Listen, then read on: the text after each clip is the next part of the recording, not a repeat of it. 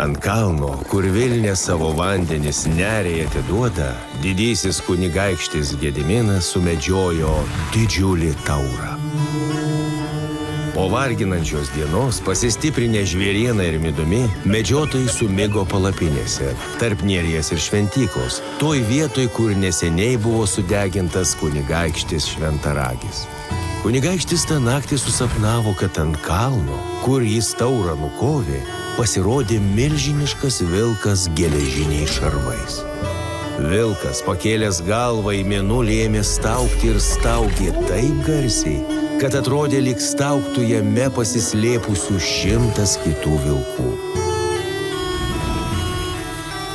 Ryte nubudęs, Gediminas nesuprato, ką sapnas galėtų reikšti, todėl į pagalbą pasikvietė vyriausiąjį žynį Krivę Krivaitį Lizdeiką.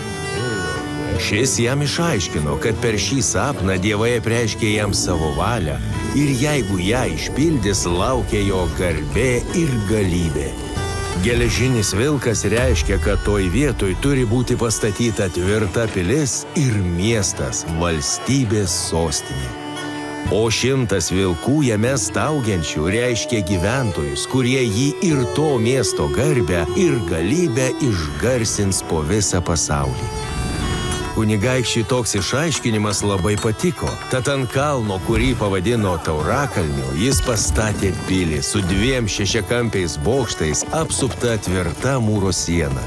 Slėny tarp kalno ir žinyčios buvo pastatyta kita medinė, vadinama Žemutine arba Krivių pilimi.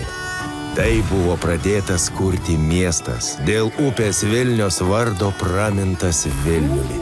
O Lizdeikai už sapnų išaiškinimą buvo duotas Radvilos vardas.